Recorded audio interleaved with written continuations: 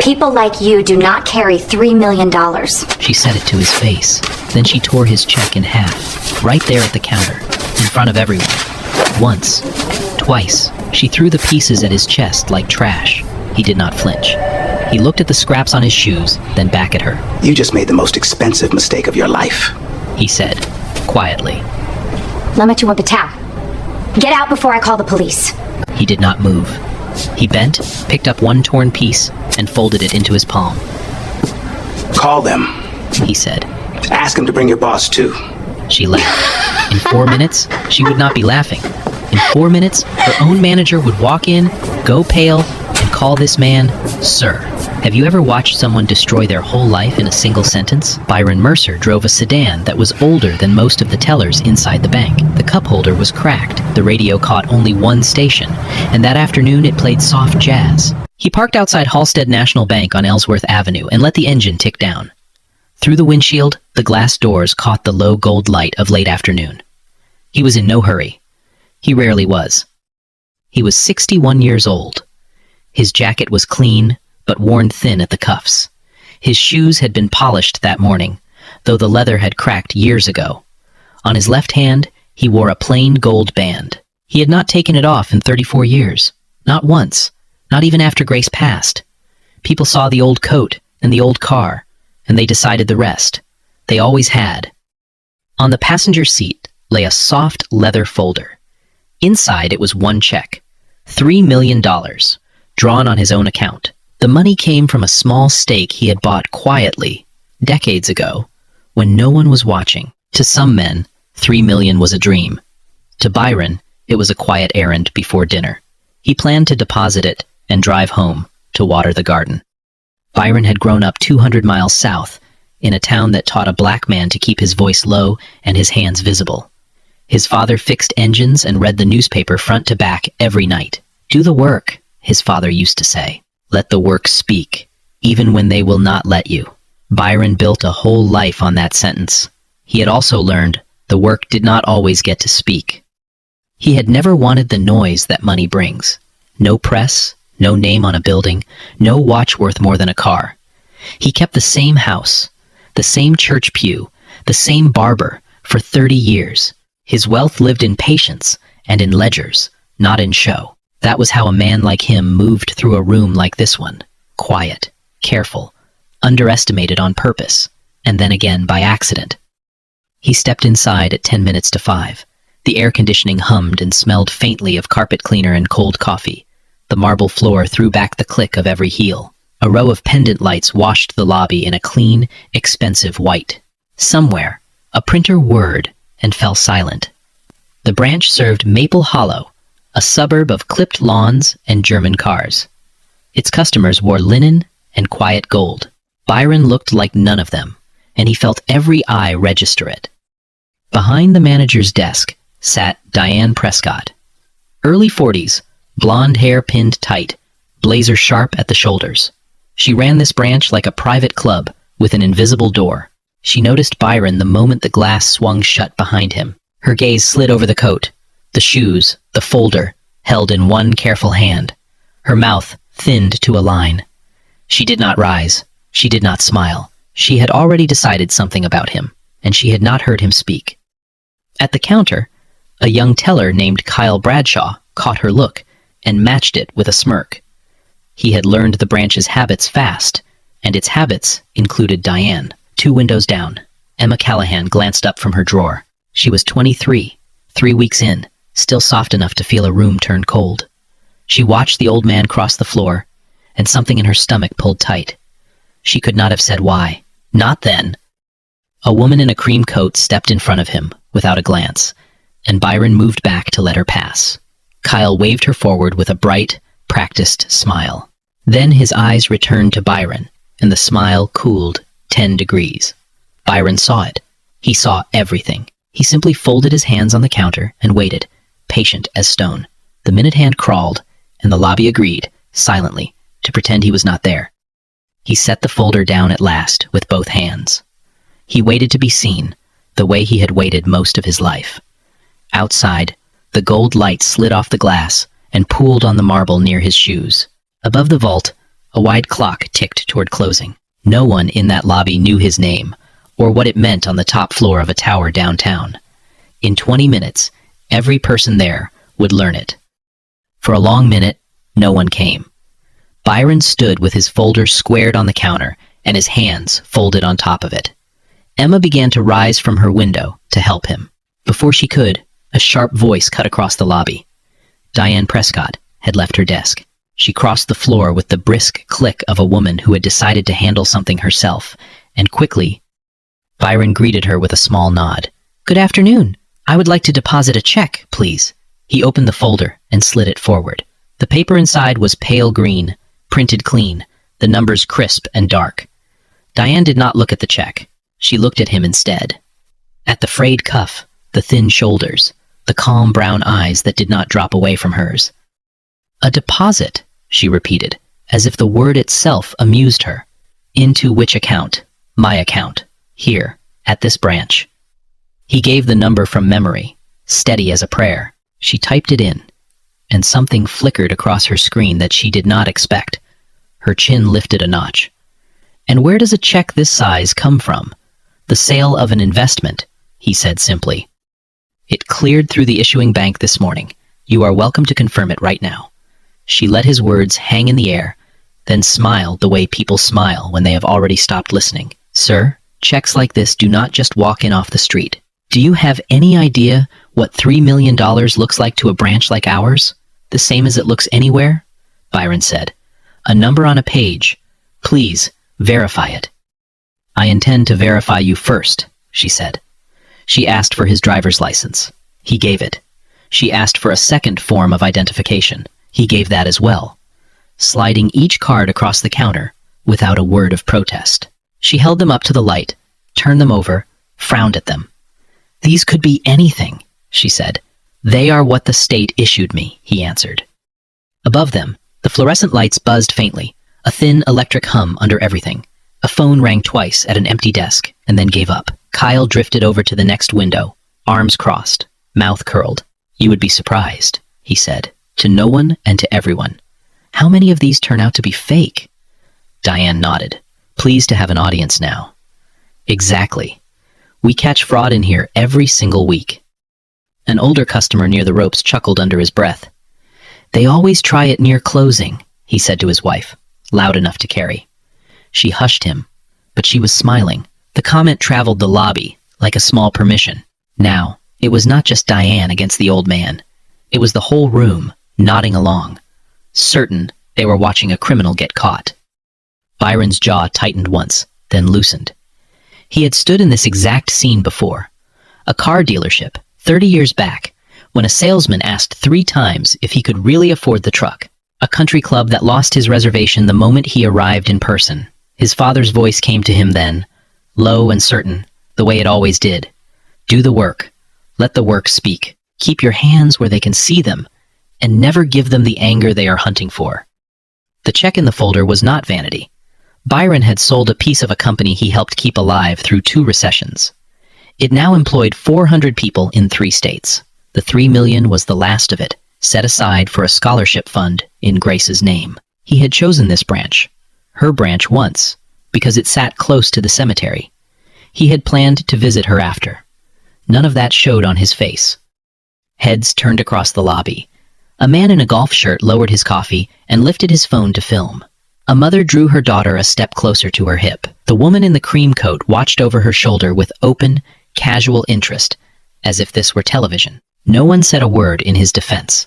In a room full of people, Byron stood completely alone, and every person there felt it and chose the safety of silence. "You can settle this in 30 seconds, Byron said. His voice never rose. "Call the number printed on the check.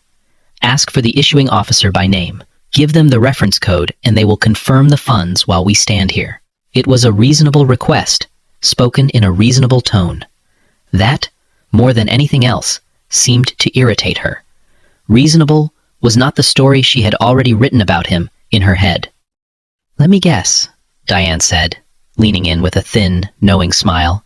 "You came into some money. A settlement, maybe. A relative you barely knew." She said it as though generosity itself turned suspicious when it landed on someone like him. That is quite a story. You have invented an entire life for me, Byron said, and you have not gotten a single part of it right. I am not calling anybody, Diane said. You do not get to hand me instructions in my own branch. She tapped a few keys, hard. In fact, I am flagging this account for review. Every dollar in it, frozen, until we know how it really got there. That account is 30 years old, Byron said. For the first time, a thread of steel slid under the calm. Be very careful with what you touch. Is that a threat? She said it loudly, for the phones and the crowd. Did everyone hear that? He threatened me. I stated a fact, Byron said. You are confusing the two. She held the check between two fingers now, away from her body, like something dirty pulled from a drain. This is going to security, and you can wait for the police out on the sidewalk. She glanced toward the far wall, where a security guard named Travis Boyd leaned by the door with his thumbs in his belt. Travis, she called, stay close. I may need you. The guard straightened and took 2 slow steps in. Byron did not turn to look at him. He kept his eyes on Diane, and his hands flat and visible on the counter, exactly as a boy in a small town had been taught a lifetime ago. At her window, Emma found her voice, small but there. Diane, we could just call the issuing bank. It would take 1 minute, and then... Emma, the name came down flat and hard as a dropped ledger.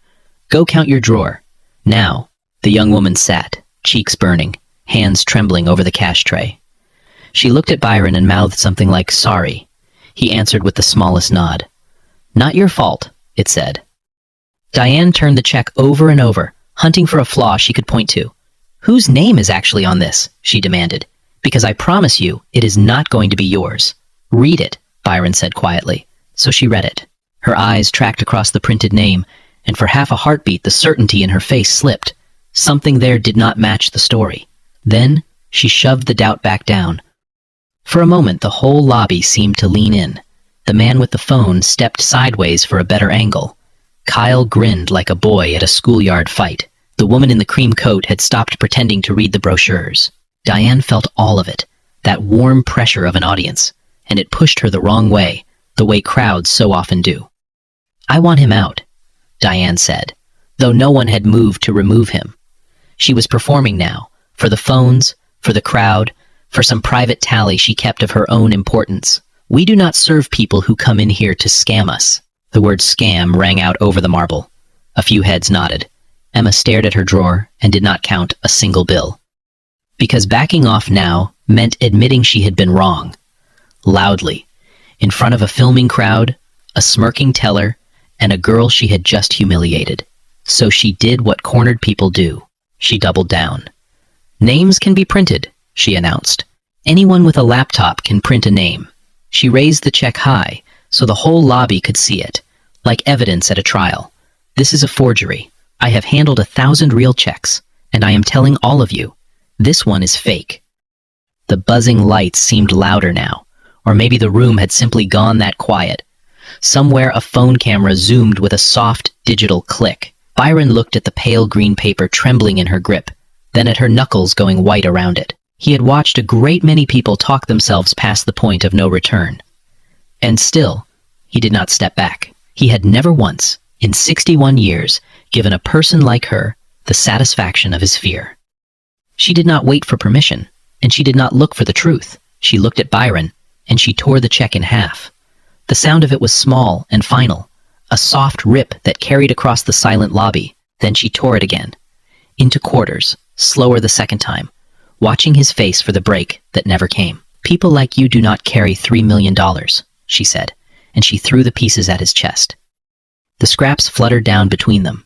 One caught on his lapel, then slid to the marble with the others, pale green confetti around a pair of cracked but polished shoes.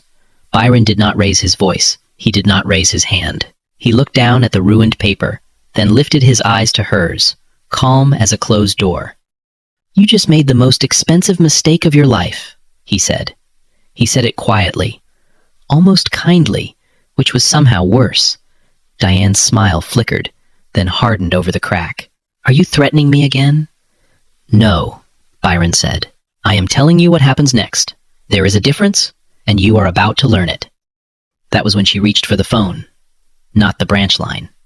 Her own cell. Pulled from her blazer pocket with a flourish. 3 digits punched hard enough to hear. Yes. I need police at Halstead National on Ellsworth. A man is refusing to leave. He passed a fraudulent check, and he threatened a bank employee. None of it was true. She said it into the phone while looking straight at him. Her voice climbed for the dispatcher and for the crowd at once. He is aggressive. Yes. I feel unsafe. Byron stood 4 feet away with his hands folded and his shoulders low. A child could have seen there was no danger in him, but the word unsafe has a weight all its own, and she swung it like a hammer. Somewhere near the ropes, another phone rose to film. The little red dots multiplied. Diane was not finished with him even now. She stepped out from behind the counter and closed some of the distance, close enough that he could see the powder settling in the lines around her mouth. You think you can walk in here and intimidate my staff? She said, low and vicious, for him alone. I have put away men who look a lot more convincing than you. It was a strange thing to be proud of. She was proud of it anyway. Give them the reference code while you have them, Byron said. It is printed at the bottom of the check you just destroyed, or what is left of it. He nodded down at the scraps. They will want it for the report.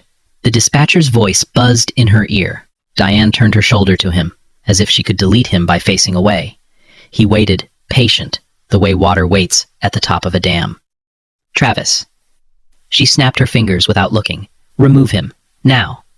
The guard hesitated for the length of one breath. Travis Boyd was a big man, easy in his own size, and he had watched the whole thing from the door. He knew the difference between a threat and an old man with a folder. But a paycheck is a leash, and hers was the hand that signed his. So he crossed the floor and closed a wide hand around Byron's upper arm. Come on, sir. Let us step outside. His grip was firmer than his voice. Byron did not resist. He let himself be turned toward the doors. He moved with the slow dignity of a man who had decided long ago that he would not run for anyone. But he spoke low, meant only for the guard. Son, you are going to remember this day for the rest of your life. Travis walked him past the ropes, past the row of frozen customers, past the pendant lights and the cold marble columns. Keep moving, the guard murmured, not unkind. A woman pulled her purse tight to her chest as Byron passed, as though age and a worn coat might reach out and take it. He noticed. He always noticed. He gave her a small, courteous nod anyway, and she looked away, ashamed and relieved at the same time. Something in the words made Travis loosen his grip half an inch. He did not let go, but he felt it, the way you feel a wrong turn a moment before the map confirms it. He glanced back at Diane. She was still on the phone, still performing, chin high, eyes bright with the certainty of someone who has never once been made to pay. Emma stood up at her window. This time she did not whisper. Stop. Please, everyone, just stop. Her voice shook, but it carried. We can call the issuing bank right now. I will call it myself. Sit down, Emma, Diane hissed, hand over the phone. One more word and you are done here. The girl froze between her conscience and her rent, and the room watched her lose a fight she was too new to win. No one else moved. Not the man in the golf shirt, filming in landscape now for the better frame. Not the mother, who had turned her daughter's face away but stayed to watch herself. Not the customer who had chuckled, now silent, sensing something had tilted. A whole lobby of decent people, each waiting for someone braver to go first. That is how it always happens. Not with a mob, with an audience. At the counter, Kyle leaned toward another teller and said something behind his hand, and the two of them laughed, quick and quiet. It was the laugh that did it. More than the grip on his arm, or the pieces on the floor. The casual, comfortable laughter of people who were certain. All the way down,